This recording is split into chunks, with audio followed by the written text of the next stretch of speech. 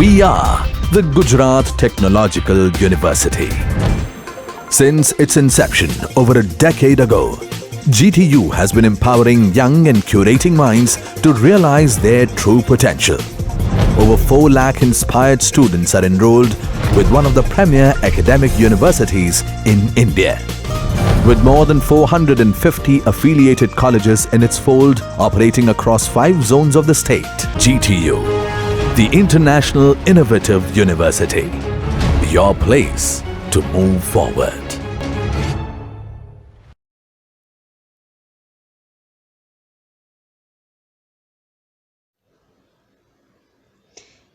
Maintenance of bridge પુલની નિભાવણી chapter 11 BTE 4th semester diploma. તો આ ચેપ્ટરમાં આપણે શું જોવાનું છે કે પુલનું કઈ રીતે મેન્ટેનન્સ કરવું, એની કઈ પ્રોસિજર છે, કઈ વસ્તુ એમાં જોવી, કઈ વસ્તુનો કેટલો ખર્ચ અંદાજિત લેવો પડે છે, આ બધું આપણે આ ચેપ્ટરમાં જોશું. તો જો સૌથી પહેલું છે આપણે ફોરકાસ્ટ ઇફેક્ટેડ ઓફ ડિટર્મિનેશન. તો ડિટર્મિનેશન શું છે કે અને ગુજરાતીમાં જો ટ્રાન્સલેટ કરીએ તો પુલની ઉદ્ભવતી ખામીઓનો આ મુખ્ય પરિબળો. પુલમાં કઈ મુખ્ય ખામી ઉદ્ભવે છે?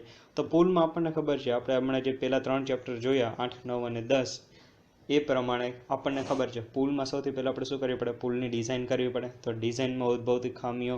બીજું, પુલ કન્ટિન્યુઅસ હવામાનના સંપર્કમાં હોય છે, તો હવામાનના કારણે જે અસર થાય છે એ. ત્રીજું આવશે તમારું ઉષ્ણતામાં ફેરફાર, કે જે પુલમાં જે એક્સપાન્શનને આપણે જોયું, એક્સપાન્શન થાય છે, કોન્ટ્રાક્શન થાય છે બ્રિજ ઉપર, એ વસ્તુ છે. પછી આવશે તમારું ભૂકંપ છે, પૂર, એને રિલેટેડ જે કંઈ પરિબળો છે એ બધા કઈ રીતે ઇફેક્ટ કરે છે, એ બાંધકામ દરમિયાન એની જે ગુણવત્તા છે કેટલી કંટ્રોલ કરેલી છે, આ દરેક વસ્તુ આપણે જોશું. આ દરેક વસ્તુ છે ને એ ઇફેક્ટ કરે છે પુલની લાઈફને. એટલે આ બધી વસ્તુ ઇફેક્ટ કરશે એની ખામીઓ જે ઉદ્ભવ થાય છે, આ બધી વસ્તુના કારણે ખામીઓ ઉદ્ભવ થાય છે. અમુક એવા પુલના જે પોર્શન છે કે જે કન્ટિન્યુઅસ પાણીના સંપર્કમાં રહે છે, દાખલા તરીકેના પિયર્સ છે, ફાઉન્ડેશન છે, પાઇલ્સ છે, એ બધું કન્ટિન્યુઅસ પાણીના સંપર્કમાં રહે, તો પાણીના કારણે એના ઉપર શું ઇફેક્ટ થાય છે એ બધી એમાં ઇફેક્ટ કરશે. વધારે ક્ષારવાળું પાણી હશે તો તમારું કોન્ક્રીટ ખવાઈ જશે, જે અંદરના લોખંડ ખવાઈ જશે. તો એ બધી ઇફેક્ટ્સ આપણે જોવાની છે. એ બધી ઇફેક્ટ્સ આપણે જે જોશું ને એ બધી આમાં આવશે. એ બધી તમારે પુલની ઉદ્ભવતી ખામીઓ છે ને એમાં આવી શકે. ક્લિયર? પહેલી કઈ જોઈએ આપણે? તો કે ડિઝાઇનમાં મટીરિયલની પહેલી આપણે જોઈએ છે ડિઝાઇનમાં ખામી. બીજી આપણે જોઈએ પુલની મટીરિયલની ગુણવત્તા.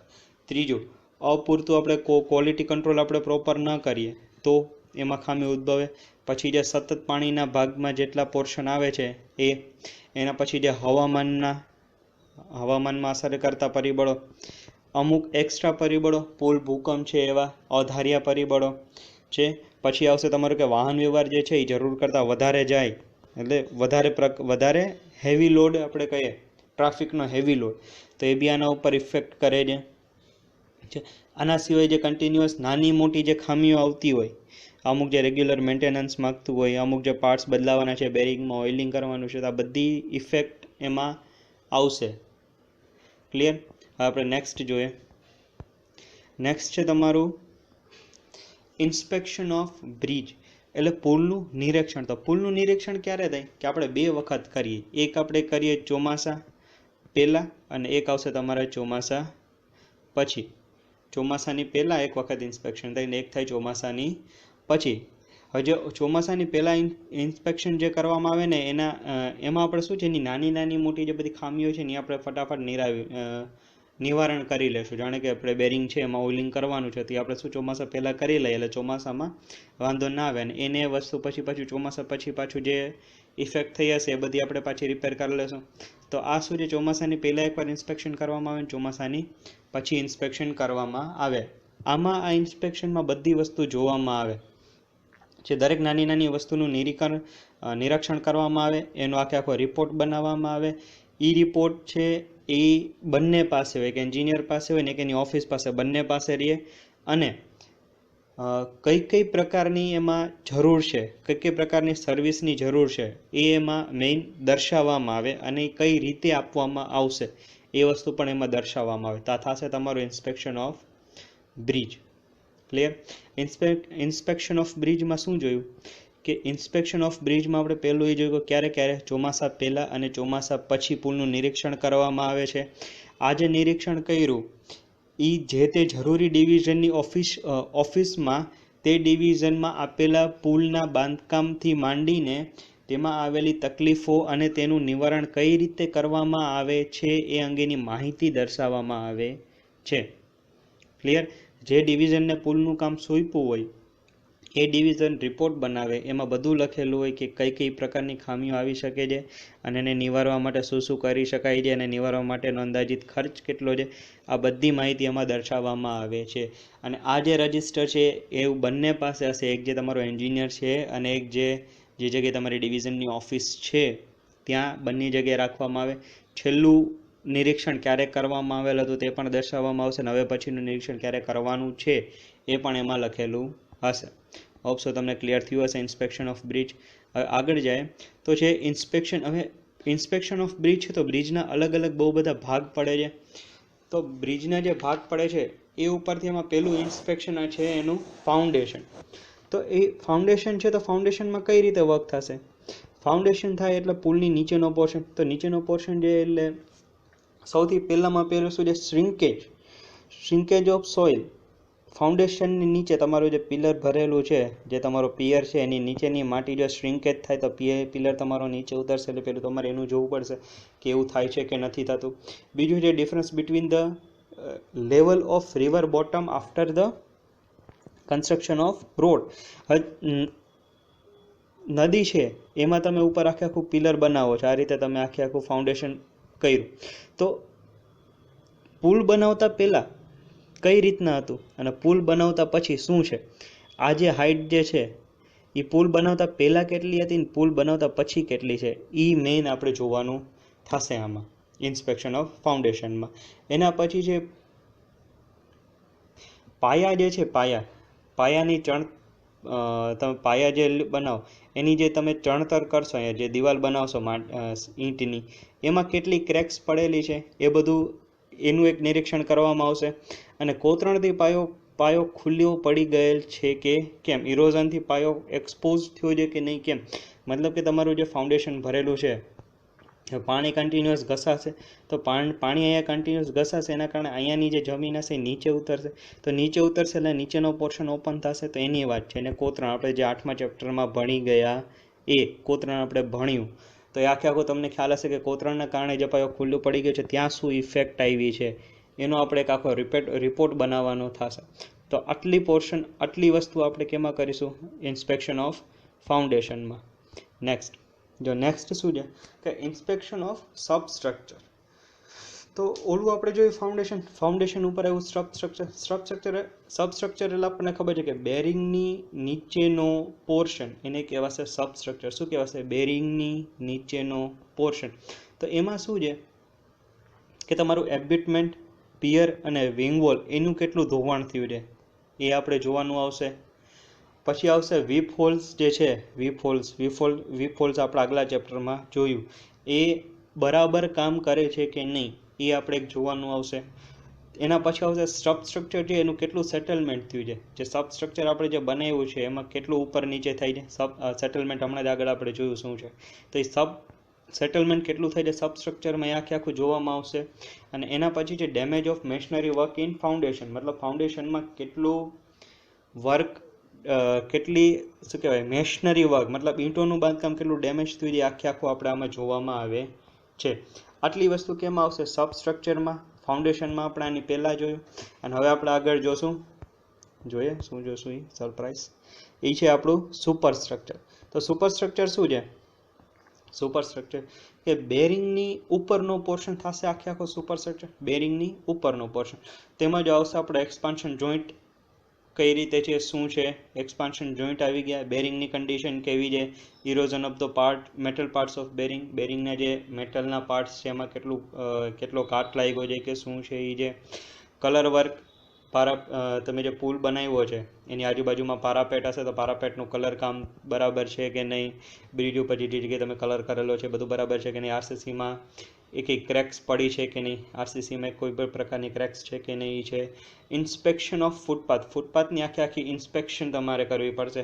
ઇન્સ્પેક્શન ઓફ સાઇડ ડ્રેનેજ, આજુબાજુમાં ડ્રેનેજ છે એ બરાબર છે કે નહીં. જો તમારો પુલ કેબલ સ્ટે બ્રિજ છે, મતલબ કે આપણે કેબલ સ્ટે બ્રિજ જોયો છે, આ રીતે જે લટકાવેલા હોય કેબલ સ્ટે બ્રિજ, એની વાત થાય કે આ જે આખો પુલ જે છે જે બનાવેલો છે તેમાં આ જે ઇન્ડિવિજ્યુઅલ બધા કેબલ જે છે એ પ્રોપર ટાઈટ છે કે લૂઝ છે કે શું છે, કઈ રીતે છે, એ આખું જોવાનું. તો એ થશે તમારું કેબલ સ્ટે બ્રિજનું ઇન્સ્પેક્શન. આ બધું જે આપણે જોયું એ શું છે, સુપર સ્ટ્રક્ચરનું ઇન્સ્પેક્શન છે. નેક્સ્ટ આપણે જોઈએ તો નેક્સ્ટ શું છે, ઇન્સ્પેક્શન ઓફ એપ્રોચ. આપણને ખબર છે કે પુલ ચાલુ થાય એની ઉપર જવા માટેનો જે રસ્તો છે એને કહેવાય એપ્રોચ. તો આ એપ્રોચનું ઇન્સ્પેક્શન કરવાનું છે. તો એપ્રોચનું ઇન્સ્પેક્શન કઈ રીતે, કે સ્લોપ ઓફ એપ્રોચ, કે તમારો જે પુલ ચડે ને પછી જે પુલ ઉપર આખું જાય છે તો જે સ્લોપ છે એ બરાબર છે કે નહીં, એમાં કોઈ વધઘટ છે કે નહીં, ઘસાઈ ગયું છે કે નહીં, શું છે. પછી પિચિંગ વર્ક એટલે શું છે કે એપ્રોચ તમે ભર્યો છે તો આને તમે જમીનથી ઉપર ઉઠાવેલો હશે તો તમે જે ફિલિંગ કરેલું છે તમે આગળ મોટા પથ્થર મૂકીને એને દબાવેલું હશે તો એ થયું પિચિંગ. તો પિચિંગ તમારું બરાબર છે કે નહીં. સેટલમેન્ટ ઓફ રોડ એપ્રોચ, રોડનું કેટલું સેટલમેન્ટ થાય છે એ આખું આવશે આમાં, સેટલમેન્ટ ઓફ રોડ એપ્રોચ. પછી આવશે working capacity of drainage system. તો એપ્રોચ છે, હવે એપ્રોચમાં working capacity of drainage system અહીંયા એપ્રોચમાં કઈ આવશે, તો કે એપ્રોચ છે એક પ્રકારનું એબેટમેન્ટ જ છે. તો અહીંયા વીપ હોલની જ વાત કરે છે કે નહીં, વીપ હોલની જ વાત કરે છે. Clear. Expansion joint of RCC road approach છે. આરસીસીનો રોડ એપ્રોચ હોય તેમાં ખબર આપણે એક્સપાન્શન જોઈન્ટ મૂકેલા હોય આરસીસીના રોડ ઉપર. તો આ જે બધા જોઈન્ટ્સ છે બરાબર છે કે નહીં. તો આ બધી વસ્તુ જે આપણે જોઈ એ આપણી બરાબર છે કે નહીં એ જોવાનું કામ છે એપ્રોચમાં આવશે, ઇન્સ્પેક્શન ઓફ એપ્રોચ. હવે આગળ આપણે જોઈએ તો આગળ છે તમારું ઇન્સ્પેક્શન ઓફ બેરિંગ. આપણે હમણાં જ જોયું આની પહેલાંના ચેપ્ટરમાં કે બહુ બધા બેરિંગ્સ યુઝ થાય છે બ્રિજ બનાવવા ટાઈમે. તો બેરિંગનું શું જોવાનું કે બેરિંગની મૂવમેન્ટ્સ બરાબર છે કે નહીં, જે પ્રમાણે આપણે એની ડિઝાઇન કરી છે એ પ્રમાણે એનું બરાબર છે કે નહીં. બેરિંગ્સમાં કોઈ ક્રેક છે કે નહીં, બેરિંગ્સમાં ઇરોઝન એટલે કાટ લાગવાની ઇફેક્ટ આવી છે કે નથી આવી, ટાઈમ ટુ ટાઈમ બેરિંગ્સનું ક્લિયરિંગ અને એના વચ્ચેની સ્પેસિંગ બરાબર કરેલી છે કે નહીં, બેરિંગમાં લુબ્રિકેન્ટની જરૂર છે કે નહીં, લુબ્રિકેન્ટ એટલે એક પ્રકારનું ઓઇલિંગની એમાં જરૂર છે કે નહીં, એ વસ્તુ આપણે જોવાની થશે. તો એ બધી થશે ઇન્સ્પેક્શન ઓફ બેરિંગમાં. ઓકે. એના પછી છે ઇન્સ્પેક્શન ઓફ વોટરવે. આ વોટરવે એટલે શું છે, ઇન્સ્પેક્શન ઓફ વોટરવે કે વોટરવે એટલે શું છે કે બે પિયર વચ્ચેથી જે પાણી જાય ને, જે પુલ આવી ગયો, આ જે બે તમારા પિયર આવી ગયા, પિયર 1 ને પિયર 2, તો આની વચ્ચેથી જે તમારું પાણી જાય છે ને, એટલે સોરી અહીંથી નહીં આ જે વચ્ચેથી આ જે પોર્શનમાંથી જે તમારું પાણી જાય છે, આ જે પોર્શનમાંથી એની વાત કરવામાં આવે છે. તો આ થઈ ગયું તમારું વોટરવે. તો વોટરવેમાં શું આપણે જોઈ જઈએ કે HFLમાં કેટલું વધઘટ થયું છે. નદી છે હવે ટેમ્પરેચર ઇફેક્ટના કારણે કન્ટિન્યુઅસ નદીમાં પૂર આવતા હોય કે નદી સુકાતી જતી હોય તો હાઈ ફ્લડ લેવલમાં કેટલો ડિફરન્સ આવ્યો છે, વેલોસિટી ઓફ વોટર કેટલી છે, અને એફ્લેક્સ ઓફ વોટર. એફ્લેક્સ ઓફ વોટર આપણે ભણી ગયા 8મા ચેપ્ટરમાં, આપણે આખું એફ્લેક્સ ઓફ વોટર ભણી ગયા. તો એમાં કેટલો ઇફેક્ટ છે એ બધું આપણે જોશું.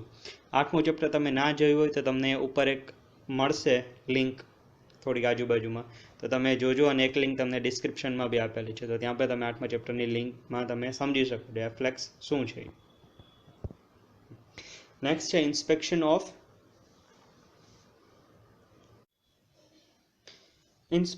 Of protection work. Inspection of protection work. Protection બ્રિજમાં ક્યાં હોય, તો બ્રિજમાં બે જગ્યાએ પ્રોટેક્શન હોય. એક જે આપણે ચાલીએ છીએ બ્રિજનો જે રોડ હોય એમાં બાજુમાં ફૂટપાથ હોય તો ફૂટપાથની બાજુમાં ખબર ગ્રીલ મૂકેલી હોય, તો એ થયું બ્રિજ માટેનું પ્રોટેક્શન, તેને કહેવાય બ્રિજનું પ્રોટેક્શન. અને એક છે બ્રિજ માટેનું પ્રોટેક્શન, મતલબ કે જે એમ્બેકમેન્ટ વોલ આપેલી હોય, પિયર્સ આપેલા હોય તો પિયર્સની આજુબાજુ જે મેશનરી વોલ કરેલી હોય તે થયું બ્રિજ માટેનું પ્રોટેક્શન. ક્લિયર. હા, તો પ્રોટેક્શન માટે શું કરવાનું છે કે પાયાનું ધોવાણ થયું છે કે નહીં, કેમ, મતલબ કે એમ્બેકમેન્ટ છે તો પિયર્સ છે એનું કેટલું ધોવાણ થયું છે, શું ધોવાણ થયું છે એ વસ્તુ જોવાની. બીજું, પાયા કેટલા બેસી ગયા છે, એમ્બેકમેન્ટ અને તમારા પિયર્સ જે છે એ કેટલા સેટલમેન્ટ થયા છે, કેટલા બેસી ગયા છે એ જોવાનું છે. ક્લિયર. ત્રીજું, તો પાળાના ઢાળ યોગ્ય છે કે નહીં, મતલબ કે આપણે જે પાળો બનાવ્યો છે એમ્બેકમેન્ટ માટે જે આપણે જે કહું આપણે આખે આખો જે સ્લોપ ક્રિએટ કર્યો જેથી બરાબર છે કે નહીં, મતલબ કે આપણે જે આ રીતનો આપણો જે બ્રિજ હોય અહીંથી પછી જે બ્રિજ ચાલુ થઈ જાય છે, તો એના માટે આપણે જે સ્લોપ જે બનાવ્યો છે એ બરાબર છે કે નહીં, એ કેટલો સેટલમેન્ટ થયો છે એ વસ્તુ જોવાનું. પિચિંગ માટે જે પથ્થર ગોઠવેલા છે, પિચિંગ માટેના જે એમ્બેકમેન્ટનો જે પોર્શન છે એ બરાબર છે કે નહીં, પિચિંગ ક્યાંથી છૂટું પડી ગયું છે, ક્યાંથી ઘવાઈ ગયું છે, એવું છે કે કઈ રીતે છે, એ બધી વસ્તુ આમાં જોવાની આવશે. એ થશે તમારું પ્રોટેક્શન વર્ક છે. અને લાસ્ટ વન છે તમારી રસ્તાની પાળા ઉપરની જે પહોળાઈ જે બનાવી છે, જે આપણે રસ્તા બનાવવા માટેનો જે પહોળાઈ કરી, તો પહોળાઈમાં નીચેથી કોઈ ઇફેક્ટ નથી ને, વરસાદના કારણે નીચેથી કોઈ મટીરિયલ ખસી તો નથી ગયું ને, એ જોવાનું. તો એ થશે તમારું આખું પ્રોટેક્શન વર્ક.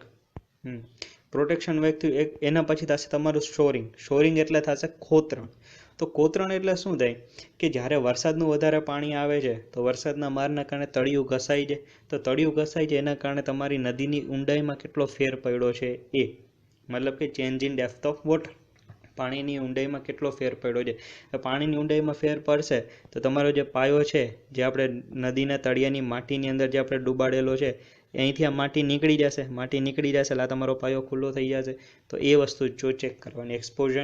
એક્સપોઝ પિયર ડ્યુ ટુ શોરિંગ, કોતરણના કારણે કેટલો પાયો એક્સપોઝ થયો છે એ. સાઇડ ઇફેક્ટ ઓફ શોરિંગ ઓન પિયર એન્ડ બીચ, કે આજે કોતરણના કારણે જે પાયો ખુલ્લો થઈ ગયો જેના કારણે ખુલ્લા પાયા ઉપર શું ઇફેક્ટ કરશે, ખુલ્લો થઈ ગયો એટલે હવામાન આવશે, હવા આવશે તો કાટ લાગવાની શક્યતા વધી જાય, કોઈ બી વસ્તુ ભટકાવવાની શક્યતા વધી જાય, કાંઈ બી વસ્તુ થઈ શકે એ ખુલ્લા પોર્શન ઉપર. તો એ બધી વસ્તુ આમાં જોવામાં આવે છે. તો અહીંયા સુધી આપણે જોયું એ શું જોયું આપણે, એ જોયું આપણે ઇન્સ્પેક્શન જે કરીએ છીએ, અલગ અલગ ભાગ ઉપર જે આપણે ઇન્સ્પેક્શન કરીએ છીએ એ વસ્તુ આપણે જોઈ. નિરીક્ષણ ઉપર ધ્યાનમાં રાખવાના મુદ્દાઓ આપણે જોયા. ક્લિયર? નેક્સ્ટ છે તમારું, હવે આપણે આગળ જોશું ને એ છે આપણે કુદરતી ખામીઓ, પુલ ઉપરની જે કુદરતી ખામીઓને નિવારવાની અલગ અલગ પદ્ધતિ. આ જે વસ્તુ આપણે જોઈએ એને કઈ રીતે હવે, આની પહેલાં આપણે એ વસ્તુ તો જોઈ કે બ્રિજને કઈ કઈ પ્રકારે નુકસાન થાય છે, કઈ રીતે નુકસાન થાય છે. હવે આપણે જોવાના છે એને રોકવાના રસ્તા. તો એને રોકવાના રસ્તા ટોટલ 11 છે, 11 રસ્તા છે એને રોકવાના. તેમાં પહેલું આપણે જોઈએ કે જ્યારે ફાઉન્ડેશન વીક પડી જાય, વીકનેસ ઇન ફાઉન્ડેશન હોય ત્યારે કઈ રીતે વર્ક કરશું. જ્યારે વીકનેસ ઇન ફાઉન્ડેશન હોય કે ફાઉન્ડેશન આપણું વીક પડે ત્યારે શું થાય, તો જ્યારે આપણું ફાઉન્ડેશન વીક પડે ને ત્યારે આપણે બે વસ્તુ કરીએ છીએ. એક છે આપણે એની નીચે આપણે કોન્ક્રીટનું લેયર ભરી દઈએ, અથવા બીજો એનો રસ્તો છે કે આપણે એમાં આપણે પાઇલ્સ ઇન્સર્ટ કરી દઈએ. બે વસ્તુ છે આપણી પાસે. તો જો કઈ રીતે થાય કે જે આપણો બ્રિજ છે, બ્રિજનો જે મેઇન પાયો છે, તો મેઇન પાયાને શું કરશું આપણે, એને સપોર્ટ આપી દેશું, જેને અંડરપિનિંગ કહેવાય. આ જે આપણે સપોર્ટ આપ્યો હોય, તો એકવાર આ સપોર્ટ આપ્યા પછી જે જગ્યાએ આપણે કરવાનું છે ને એ જગ્યાએ આપણે એસ્કેવેશન કરશું. એસ્કેવેશન કર્યામાં એના પછી આપણે શું કરશું, એની નીચે આપણે ગ્રીલ ફાઉન્ડેશન કરી દેશું. શું કરી દેશું? ગ્રીલ ફાઉન્ડેશન કરી એને આની ઉપર આપણે રેસ્ટ આપશું એટલે આની નીચે પાછું ફાઉન્ડેશન બેઝ એક મજબૂત થઈ ગયો, ગ્રીલ ફાઉન્ડેશન છે એટલે. અને ગ્રીલ ફાઉન્ડેશન એકવાર બેસી જાય, એકવાર ફિક્સ થઈ જાય, એના પછી આપણે પાછું આને માટી દે આખું ભરી દેશું. તો આ થઈ આપણી પહેલી મેથડ. અને બીજી મેથડ, તો બીજી મેથડ કઈ રીતે વર્ક કરશે, તો બીજી મેથડમાં શું છે કે આપણે જે અંડરપિનિંગ જે આપણે કર્યું હતું ત્યાં સુધી તો આપણું કોમન રહેશે છે.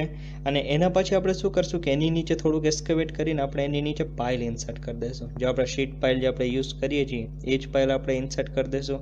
એની ઉપર આપણે કોન્ક્રીટની આપણે પાઇલ કેપ બનાવી દઈશું. તો બે વસ્તુ થઈ કોને, તો કે જો ફાઉન્ડેશન વીક થયું હોય તો એને કઈ રીતે મજબૂત કરવું, તો એની આ મેથડ 1 અને એની આ થશે તમારી મેથડ 2.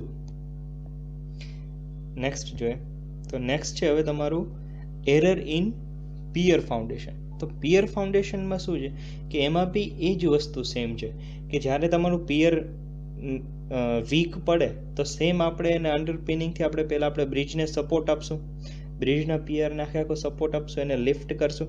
અને એના પછી જે તમારું ઓલ્ડ ફાઉન્ડેશન છે પિયરનું, આ જે ઓલ્ડ ફાઉન્ડેશન છે એની નીચે આપણે મસ્ત કોન્ક્રીટનું એક આખું નવું ફાઉન્ડેશન પર દેશું કે જે આને સપોર્ટ આપે છે.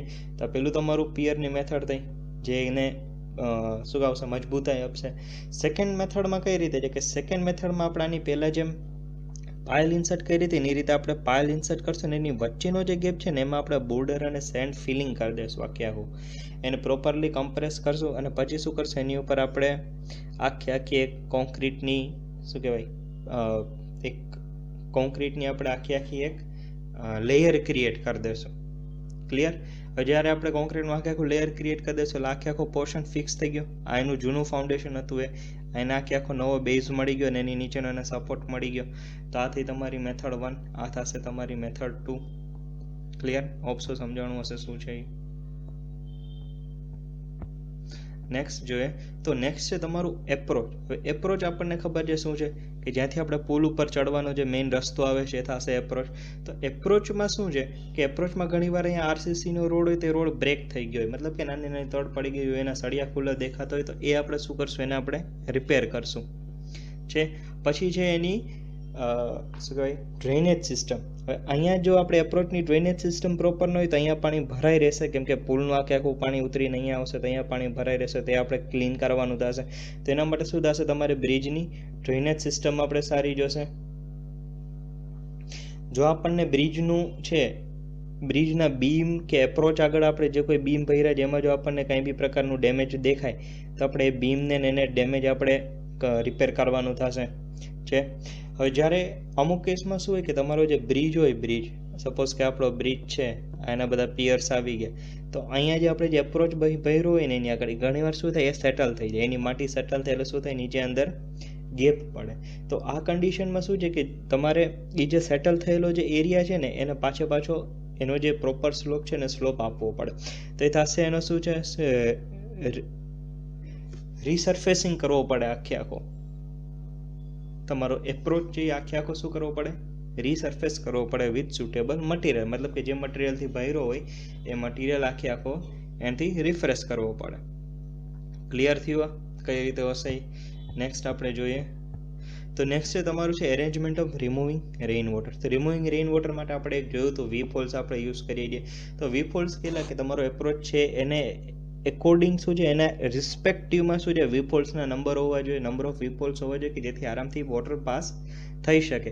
એના પછી છે give surface length of pipe sufficient length of pipe. એટલે એમાં શું થશે કે તમારો જે હવે ધારો કે આપણી પાસે એપ્રોચ છે, આ એપ્રોચ છે, અહીંયા આપણી પાસે આખી એબેટમેન્ટ વોલ ભરેલી છે, તો અહીંયા જે તમે પાઇપ મૂકો છો વીપ હોલ્સના, તો વીપ હોલ્સના પાઇપની લંબાઈ સરખી હોવી જોઈએ કે જ્યાંથી આજુબાજુનું બધું પાણી પોતાની અંદર લઈ શકે એની વાત છે. એટલે શું છે સફિશિયન્ટ લેન્થ હોવી જોઈએ. પાઇપનું મેન્ટેનન્સ ટાઈમ ટુ ટાઈમ કરેલો હોય છે કે એની અંદર જે કંઈ કચરો ભરાય છે કે અથવા બીજું જે કંઈ એક્સ્ટ્રા વેસ્ટ છે એ બધો પાઇપમાંથી ડે ટુ ડે અથવા ટાઈમ ટુ ટાઈમ રિમૂવ કરવું પડે. અને એક આપણે ખાસ ખ્યાલ રાખવો છે કે એ જે છે ને આપણો વીપ હોલના જે રેઇન વોટરના જે પાઇપ્સ છે ને એ પ્રોપરલી સોઇલની અંદર દબાયેલા હોવા જોઈએ, ત્યારે જે એની પ્રોપર એફિશિયન્સીથી કામ કરી આપશે. નેક્સ્ટ આપણે જોઈએ તો નેક્સ્ટ આપણું ક્રેક્સ ઓન સુપરસ્ટ્રક્ચર. તો જ્યારે સુપરસ્ટ્રક્ચરમાં ક્રેક પડે, સુપરસ્ટ્રક્ચરમાં ક્રેક એટલે શું થશે તમારા બ્રિજની એની નીચે તમારો જે પિયર છે એટલે એની નીચે જે તમારો બીમ છે કે ગર્ડર છે એમાં જે કંઈ તમને ક્રેક દેખાશે તો એની વાત છે. તો એમાં જો બ્રિક મેશનરી કે એમાં જો એમાં તમને ડેમેજ દેખાય તો શું કરવાનું કે જે ક્રેક જે છે ને એને 1:2 મોર્ટાર સિમેન્ટના રેશિયોથી ફિલ કરી દેવાની બાય યુઝિંગ ગનાઇટિંગ મેથડ. ગનાઇટિંગ મેથડ આપણે લાસ્ટ સેમિસ્ટરમાં ભણી ગયા. તો ગનાઇટિંગ મેથડથી શું કરવાનું 1:2 સિમેન્ટ મોર્ટારનો રેશિયો કરી અને એને પ્રોપરલી એકદમ ફિલ કરી દેવાની. તો એ થશે તમારી ક્રેક્સ રિમૂવલ. કેમાં થઈ? સુપરસ્ટ્રક્ચરમાં ક્રેક્સ રિમૂવલની મેથડ આવી ગઈ આખી. નેક્સ્ટ છે તમારું ક્રેક્સ ઇન સબસ્ટ્રક્ચર. તો ક્રેક્સ ઇન સબસ્ટ્રક્ચર શું છે કે સબસ્ટ્રક્ચરના પાર્ટ છે જે લાઈક જે બ્રિક મેશનરીના એના જે પાર્ટ છે, વિંગ બોલના પાર્ટ છે, તે જે ડેમેજ થાય તેમાં પણ આપણે સેમ વસ્તુ કરવાની. 1:2 પોર્શનનો મોર્ટાર લેવાનો અને વિથ ધ હેલ્પ ઓફ ગનેટિંગ એને ફિલ કરી દેવાનું. જે આપણે સુપરસ્ટ્રક્ચરમાં કરતા હતા એ જ વસ્તુ તમારું થશે સબસ્ટ્રક્ચરમાં. ક્લિયર? આગળ જોઈએ તો હવે એવું ડેમેજ ટુ પોઈન્ટ્સ એટલે અમુક જે પોઈન્ટ્સ હોય પિયરના છે કે વિંગ બોલના છે, અમુક જે મેઇન પોઈન્ટ્સ છે ત્યાં જો ડેમેજ થાય તો શું કરવાનું? સ્ટોન મેશનરીમાં અમુક જે પિચિંગ હોય એમાં ડેમેજ થયું હોય તો એ કન્ડિશનમાં શું કરવાનું? તો એ કન્ડિશનમાં શું કરશો તમે કે એ કન્ડિશનમાં સેમ એઝ જે છે ત્યાં 1 થી 2 સેન્ટીમીટરનું લેયર રિમૂવ કરવાનું. એટલે તમારી ક્રેક્સ ઓપન થશે. એ ક્રેક્સને એ જે ક્રેક છે એને પ્રોપર વાયર બ્રશથી એકદમ ક્લીન કરવાની. ક્લીન કરી અને જે એને વોટરથી એકવાર ક્લીન કરી દેવાની, એના પછી 1:2 સિમેન્ટ મોર્ટારનું શું કરવાનું, એને રીપોઇન્ટિંગ કરી દેવાનું. મતલબ એના ઉપર આખું સિમેન્ટ મોર્ટારનું લેયર કરી અને એને રીપોઇન્ટિંગ કરી દેવાનું, ક્રેક્સને ફિલ કરી દેવાનું. ક્લિયર? ડેમેજિંગ પોઈન્ટ્સમાં જો જ્યારે ક્યારેય ડેમેજ થાય તો સૌથી પહેલાં ક્યાં થશે? તો સૌથી પહેલાં સ્ટોન મેશનરીમાં થશે. સ્ટોન મેશનરી કઈ કઈ જગ્યાએ હોય? કાં પિયર છે, વિંગ વોલ છે, એમ્બિટમેન્ટ છે, એવા કોઈ જગ્યાએ છે. જ્યારે આ ડેમેજ થશે ત્યારે તમારું પોઈન્ટ્સિંગ ડેમેજ થશે. તો એકવાર પોઈન્ટ ડેમેજ થઈ ગયું પછી શું કરવાનું કે જે જગ્યાએ ડેમેજ થયું છે ત્યાં 1 થી 2 સેન્ટીમીટરનું લેયર રિમૂવ કરવાનું. એ લેયર રિમૂવ કરશો એટલે એક ઓપન એરિયા થશે. ઓપનને શું કરવાનું, એકદમ બ્રશ વડે પહેલાં ક્લીન કરવાનું અને પછી એને પાણી વડે એકદમ ક્લીન કરવાનું. ક્લીન થઈ જાય, સુકાઈ જાય, એના પછી શું કરવાનું કે જે ક્રેક્સ છે ને 1 થી 2 સિમેન્ટ મોર્ટારનું એમાં મટીરિયલ જે આખું ફિલ કરી અને રીપોઇન્ટિંગ આપી દેવાનું. હોપ્સો અહીંયા સુધી સમજાણું હશે. હવે જો નેક્સ્ટ છે તમારું મેન્ટેનન્સ ઓફ બેરિંગ. તો બેરિંગ આપણને ખબર છે શું છે, એક પ્રકારનું જર્ક લે છે બ્રિજ ને પિયર વચ્ચેનું એક સપોર્ટિવ પોર્શન છે. તો બેરિંગ છે એ શું કરશે કે ક્યારેય આવું થાય તો બેરિંગ્સ છે એમાંથી ડસ્ટ છે કે અધર જે મટીરિયલ જે છે એ બધા એમાં રિમૂવ કરી દેવાના. કે જે ધૂળ ચોટી જાય, પાંદડા છે ફસાઈ ગયા હોય કે બીજું કોઈ પક્ષીએ માળો બનાવી દીધો હોય એની આજુબાજુમાં, તે બધી વસ્તુ રિમૂવ કરી દેવાની છે. એને ટાઈમ ટુ ટાઈમ લુબ્રિકેન્ટ આપવાનું, મતલબ કે એને ઓઇલિંગ કરતું રહેવાનું કે જેથી એ પ્રોપર પોતાની એની કેપેસિટી બનેલી રહે છે. પછી રેઇન વોટર હોય, વરસાદના દરમિયાન એને કઈ રીતે પ્રોટેક્ટ કરવું એ મેઇન છે. તો એ આપણે ખાસ જોવું પડે છે. Removing cracks. હવે ક્રેક્સ રિમૂવ, કોઈ બી એવો પાર્ટ હોય કે જેમાં ક્રેક પડી ગઈ છે, મેટલનો પાર્ટ છે કે આરસીસીનો છે કે રબરનું છે કે કોઈ બી જેમાં ક્રેક પડી ગઈ છે, તો એને તરત કાં એને રિપેર થઈ શકે એમ તો રિપેર કરો અથવા એને રિપ્લેસ કરીને એની જગ્યાએ નવું એલિમેન્ટ ફિક્સ કરી દો. ક્લિયર થયું કઈ રીતે મેન્ટેનન્સ થશે? આગળ જોઈએ તો જો એ મેન્ટેનન્સ છે એના પછી છે તમારું પારાપેટ અને રેલિંગ. પારાપેટ અને રેલિંગ શું કે તમારો બ્રિજ છે તો એની આજુબાજુમાં ફૂટપાથ હશે, તો ફૂટપાથને સપોર્ટ આપવા માટે આપણે આજુબાજુ પારાપેટ અથવા રેલિંગ મૂકેલું હશે તો એની વાત કરવામાં આવે છે. હવે મોસ્ટલી જે આ પારાપેટ હોય ને કાંઈ આરસીસીની હોય કાં સ્ટીલની આપેલી હોય. હવે જો આ ડેમેજ થાય, પારાપેટ જો આ ડેમેજ થયું હોય કોઈ બી કારણોસર, કોઈ વ્હીકલ ભટકાણું છે કે બીજી કોઈ રિપેરિંગ કામ કરતા વખતે જો કોઈ ડેમેજ થઈ જાય તો શું કરવાનું? પોસિબલ હોય તો રિપેર કરવો અથવા આને રિપ્લેસ કરવો છે. અને ટાઈમ ટુ ટાઈમ શું છે કે આના વરસાદના કારણે કે વ્હીકલ ચાલે છે, તડકા છે, એ બધાના કારણે શું થશે, આનો કલર નીકળી જશે.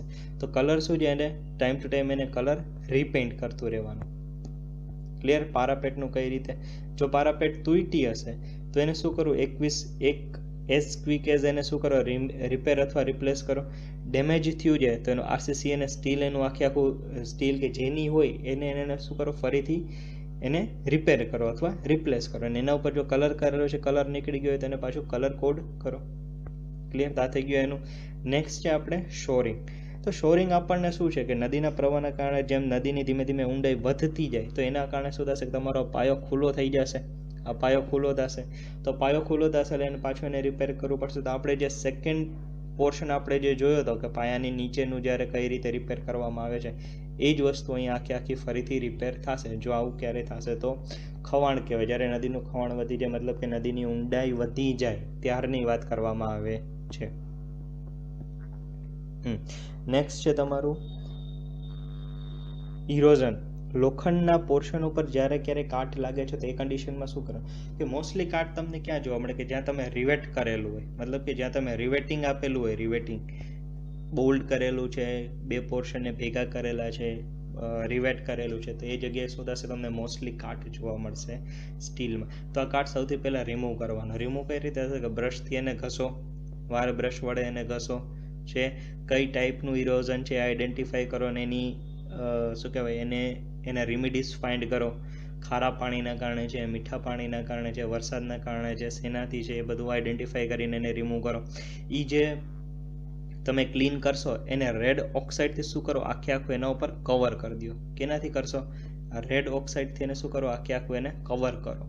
મતલબ કે એના ઉપર રિપેરિંગ કરો. એના ઉપર જે નવો કલર મારો એને પહેલાં એને રેડ ઓક્સાઇડથી આખો એક કલર લગાવો, પેઇન્ટ આખો કોડ કરો અને એના પછી એને શું કરો, આખો બ્રિજને પાછો મતલબ કે ફરીથી કલર કરો અથવા જે તે પોર્શન છે એને ફરીથી કલર કરો.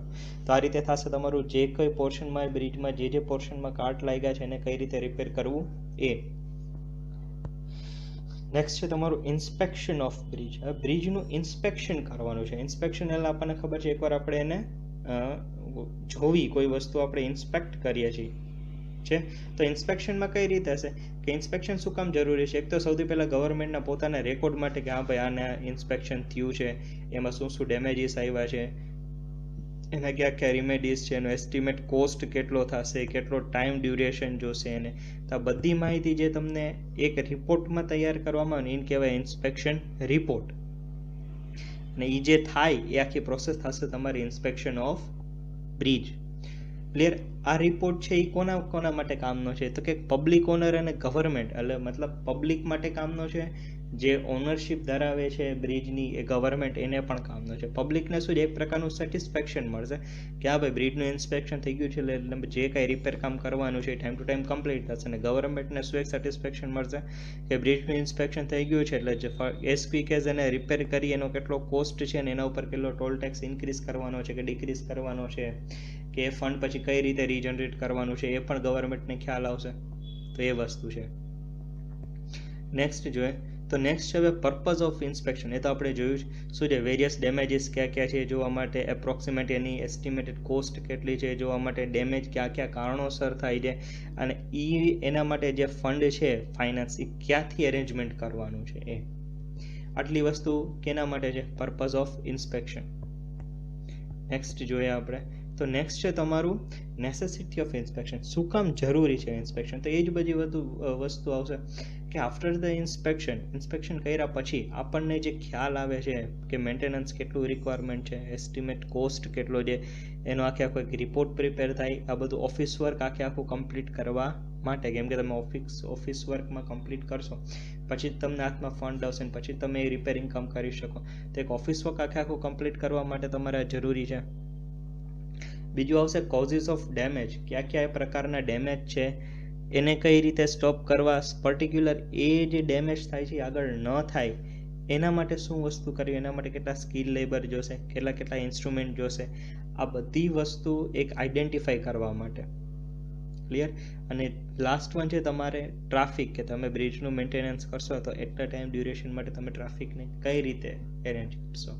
સપોઝ કે બહુ હેવી લોડવાળો ટ્રાફિક હોય, અમદાવાદના જે ઓવરબ્રિજ છે એ બહુ હેવી લોડેડ છે, હેવી ટ્રાફિકવાળા છે, તો એમાં કોઈ એક બ્રિજનું મેન્ટેનન્સ કરવાનું છે, એ ટ્રાફિકને કઈ જગ્યાએથી ડાયવર્ટ કરશો એ મહત્વનું છે. તો એનું બી એક આખો પ્લાન તૈયાર કરવા માટે પણ તમારે જરૂર પડશે પ્રોજેક્ટની. નેક્સ્ટ જો તો પ્રોજેક્ટ જ્યારે તૈયાર થાય ને એક આ એનું રિપોર્ટનું ફોર્મેટ છે. આ ફોર્મેટ તમને એક્ઝામમાં પૂછે છે કઈ રીતે. તો ભાઈ પહેલાં serial number, name off road, series number of crossing, કેટલા ક્રોસિંગ છે એ જે, એની સાઇઝ શું છે, લેન્થ શું છે, કઈ પ્રકારના કેટલા પિયર્સ છે, કેટલા એબિટમેન્ટ્સ છે, ફાઉન્ડેશનની એની ડિટેલ, આર્ચ છે અને ફ્લોરિંગ, ફૂટિંગ એ બધાની ડિટેલ આવશે. નેચર ઓફ સ્ટ્રીમ, જો બોટની એટલે નદી ઉપરનો હોય તો નદી વિશેની માહિતી આવશે, અને જો કોઈ એક્સ્ટ્રા રિમાર્ક હોય તે વસ્તુ પણ તમારે નોટ કરવાની થશે. તો એના બે અલગ અલગ ટાઈપ છે, પહેલો ટાઈપ અને આ છે તમારો બીજો ટાઈપ, ટાઈપ બી. ક્લિયર? તો તમારે સ્પેશિયલી આ યાદ રાખવાનું રહેશે. ટાઈપ બી અને ટાઈપ એ બેમાંથી ગમે તે પૂછાય તો તમારે એક્ઝામમાં લખવાનું થશે. જોઈ લે કયું કેના માટે છે. તો inspection register for inspection of work, આ એનો રિપોર્ટ છે. અને બીજું આવશે તમારું એ આવશે જે ઇન્સ્ટ્રુમેન્ટ ઇન્સ્પેક્શન ઓફ વર્ક. બેયના નામ સેમ જ છે પણ આ હાફ યરલી માટે રિપોર્ટ છે અને આ રિપોર્ટ છે આ રિપોર્ટ જે એ રિપોર્ટ છે એ છે તમારો યરલી રિપોર્ટ છે. આ વર્ષ માટે તૈયાર કરવામાં આવે છે, જ્યારે આ રિપોર્ટ છે એ તમારો હાફ યરલી તૈયાર કરવામાં આવે છે. હોપ સો તમને અહીંયા સુધી સમજાણું હશે.